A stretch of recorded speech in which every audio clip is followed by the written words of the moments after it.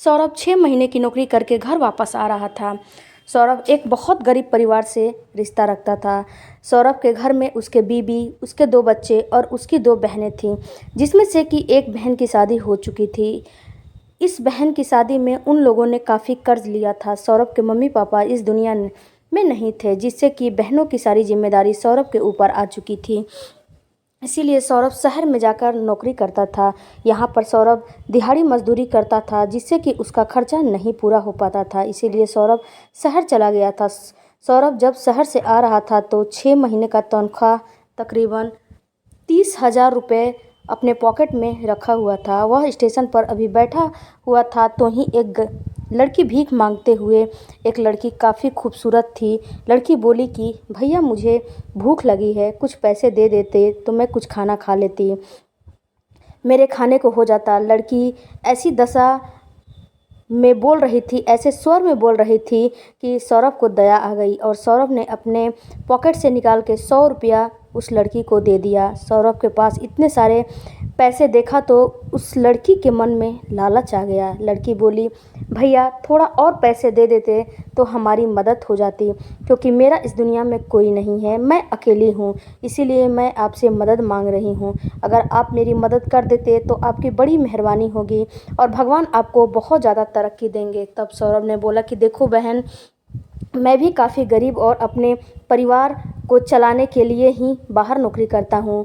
मेरी बहन की शादी हुई थी, उसमें मेरे बहुत सारे कर्ज हो चुके थे। इस कर्ज को चुकाने के लिए मैं शहर गया था नौकरी करने के लिए, और यह पैसा मैं कर्जदार को देने के लिए लेकर जा रहा हूँ। लेकिन लड़की बोली कि जो आपकी बहन है उसमें से एक बहन आप मुझे भी बना लेते, मेरा कोई भी भाई इस दुनिया में नहीं है, आपकी बहुत बड़ी कृपा होती और मुझे थोड़े पैसे आप दे देते तो अगर मैं जीती रहूँगी तो आपके पैसे लौटाने ज़रूर आऊँगी, और मुझे आप अपना एड्रेस भी ज़रूर दे दीजिएगा।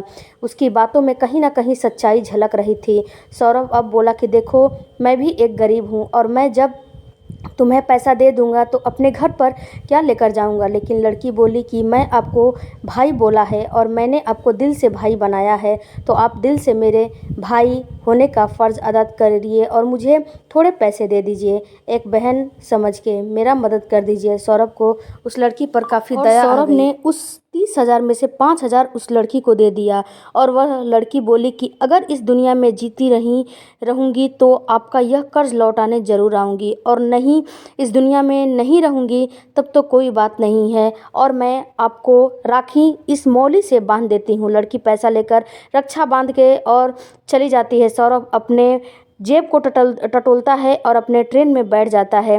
कर्जदार को पैसा भी देना था। जब सौरभ आता है तो अपनी पत्नी से सारी बातें बताता है, लेकिन उसकी पत्नी उस पर गुस्सा हो जाती है कि आप इतना दानवीर बनते चलते हैं, दूसरों को पैसा लुटाते चलते हैं, और क्या ज़रूरत थी उस ढोंगी लड़की को पैसा देने के लिए। वो लड़की बिल्कुल ढोंगी है, आप नहीं जानते, आप भोले भाले हैं, आपको बहन बना के आपसे पैसा ले ली, इतने गरीब थे, अब हमारा खर्चा कैसे चलेगा। सौरभ बोला कि देखो तुम टेंशन मत लो, मैं कुछ ना कुछ ज़रूर कर लूँगा और पैसों का इंतज़ाम मैं कर दूँगा, तुम बहुत ज़्यादा टेंशन मत लो। उसकी पत्नी बोली कि बच्चे का फ़ीस, कर्जदार का कर्ज देना है, और एक तुम्हारी बहन है उसका भी तो फ़ीस और पढ़ाई आगे की तरफ करना है। लेकिन सौरभ अपनी पत्नी को समझा रहा था कि किसी का मदद करना गुनाह नहीं होता है, लेकिन उसकी पत्नी का भी कहना सही था कि हमारा भगवान कहाँ मदद करता है, हम गरीब का भी तो भगवान मदद नहीं करता है। सौरभ गुस्से के मारे मारे बाहर चला जाता है और मजदूरी करने लगता है। सौरभ दिल्ली से जो भी कमा के घर आता है लेकर आता है, और उसी से सौरभ के खर्चे, बच्चों की पढ़ाई, बहन की फ़ीस चलती थी। उसकी बहन अभी काफ़ी छोटी थी, जिसको कि पढ़ाई करना स्वाभाविक था और जिम्मेदारी थी सौरभ की, अभी वह शादी करने लायक नहीं थी। सौरभ हंसी खुशी अपने बच्चे और अपनी बहन का खर्चा उठाता और घर का भी जिम्मेदारी उठाता था। सौरभ की पत्नी जब भी गुस्सा होती और घर में पैसे की बात आती तो सौरभ को उस बात के लिए ताने दे ही देती थी। देखा ना, 2 साल बीत गया लेकिन उस ढोंगी लड़की ने एक बार भी तुम्हारा पैसा वापस करने का नहीं सोचा। देखते ही देखते 4 से 5 साल बीत गए। सौरभ की बहन भी अब शादी करने लायक हो चुकी थी। सौरभ सोच रहा था कि अपनी बहन की शादी करने के लिए मैं इतने सारे पैसे कहाँ से लाऊंगा। एक दिन सौरभ मजदूरी करने के लिए घर से बाहर गया हुआ था। शाम का समय था। सौरभ के दरवाजे पे एक चमचमाती हुई नई कार खड़ी हुई और उसमें से दो बॉडीगार्ड उतरे और उसमें से एक खूबसूरत सी लड़की उतरी। उस लड़की को देखकर उसकी बहन बोली कि अरे आप तो सीरियल में काम करती हो, अब आप तो अमृता हो ना। उसकी बहन अभी उसे बोल ही रही थी, तभी पीछे से सौरभ आ गया। सौरभ ने अमृता को देखते ही पहचान गया। अमृता की निगाहें सौरभ को ही ढूंढ रही थी। अमृता बोली, भैया कहाँ है। जब अमृता पीछे पलटी तो सौरभ को देखी और सौरभ के पास दौड़ के उसके गले लग गई। उसके पसीने से काफ़ी बदबू आ रही थी। उसके पैंट और शर्ट और पैरों में और हाथों में मिट्टी लगे हुए थे। अमृता दौड़ के उसे गले लगाई और रोने लगी और भैया भैया बोलने लगी। इतना देखने के बाद सौरभ की पत्नी को कुछ अंदेशा हुआ और वो समझने धीरे धीरे उसे सारी माजरा समझ में आने लगा। कुछ कुछ बातें अभी भी थीं जो उसको समझ में नहीं आ रही थी। अरे मैं मज़दूरी करके घर आया हूँ और मैं अभी गंदा हो गया हूँ, अभी मैं नहाया भी नहीं हूँ, अभी तुम मेरे गले से नहीं लगो। तब अमृता बोली कि भाई हम गरीब गंदे ही अच्छे लगते हैं। सौरभ थोड़ी देर के बाद बोला कि ठीक है बैठो। उसकी पत्नी ने आंगन में दो चारपाई लगा दी। एक पर सौरभ बैठा और एक पर उसके दोनों बॉडीगार्ड बैठे। अमृता ने अपने बॉडीगार्ड से बोला कि तुम दोनों थोड़ी दूर के पे एक ढाबा है, वहीं पे रुकना और जब मैं फ़ोन करूँगी तो तुम दोनों फिर से गाड़ी लेकर आना। अमृता के दोनों बॉडीगार्ड गाड़ी लेकर ढाबे के पास चले गए। अमृता बोली कि मैं भैया के घर एक रात रुकना चाहती हूँ और मैं यहीं पर आज रुकूंगी।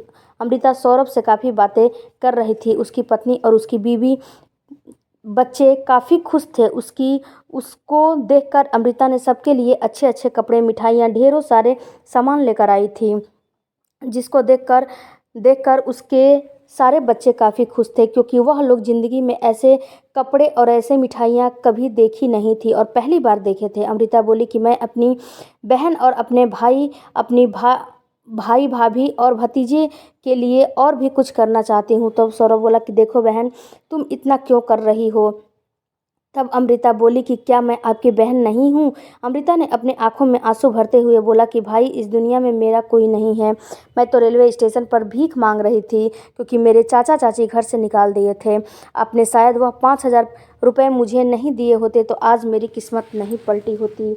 जब मेरे मम्मी पापा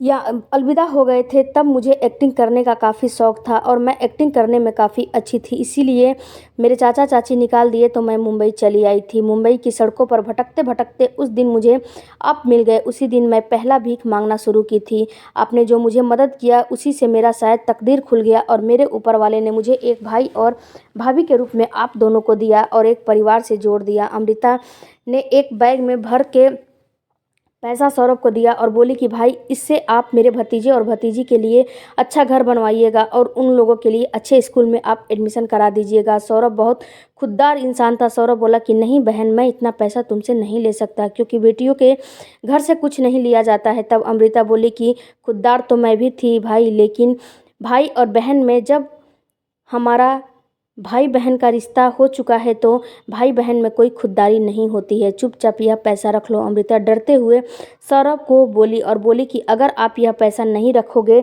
तो मैं समझूंगी कि आपने मुझे अब तक बहन के रूप में अपनाया नहीं है। तब सौरभ बहुत संकोच में पड़ गया और बहुत उसकी पत्नी ने समझाया और बोली कि ये पैसा रख लो। तब सौरभ बोला कि ठीक है बहन, मैं तुम्हें बहन ही मानता हूँ। उसी दिन से मेरी दो नहीं तीन बहनें हो गई थी और मैं अमृता से बार बार तुम्हारे बारे में जिक्र भी करता था। तब सौरभ की पत्नी बोली कि देखो अमृता, मैं तुम्हारे बारे में बहुत कुछ गलत सोच रही थी, लेकिन मैं जैसा सोच रही थी वैसा तुम बिल्कुल भी नहीं हो। तुम बहुत एक अच्छी लड़की हो और मुझे भी दो दो जगह नहीं तीन ननद मिल गई है और मैं तुम्हें ननद के रूप में अपनाती हूँ। तब उसने बोला कि अगर भैया मेरे पैसा नहीं लेंगे तो मैं भैया को राखी भी नहीं बांधने आऊँगी। आप लोगों के लिए बहुत कुछ सोचा है। मैं मुंबई में आप लोगों के लिए फ्लैट भी खरीदा है और वहीं पर सब जाकर रहेंगे। इतना सुनने के बाद सौरभ के बच्चे काफ़ी खुश हो गए और बोले कि हाँ हाँ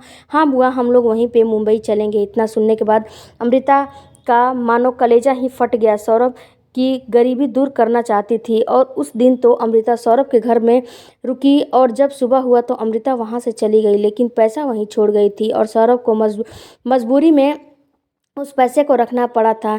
6 से 1 महीने और 1 साल भर के बाद अमृता फिर से लौट कर आती है और सौरभ के परिवार को मुंबई लेकर चली जाती है। और वहाँ पर जाने के बाद जो सौरभ को एक अच्छी सी जॉब लगाती है, उसकी बहन की अच्छे घराने में शादी कराती है और अपने भतीजे के और भतीजी की अच्छे स्कूल में एडमिशन कराती है। अपनी भाभी की भी हुलिया बदल देती है और यह सारे लोग एक साथ मिलजुल के खुशी खुशी रहने लगते हैं। दोस्तों, खून का रिश्ता ही एक रिश्ता नहीं होता है। अगर आप जिससे भी रिश्ता जोड़ोगे, अगर दिल से रिश्ता जोड़ा जाए तो और रिश्ता खून के रिश्ते से भी बड़ा बन जाता है। तो आप लोगों को इस वीडियो के बारे में क्या राय है, मुझे कमेंट करके ज़रूर बताइएगा और मेरे चैनल को सब्सक्राइब जरूर कीजिएगा। थैंक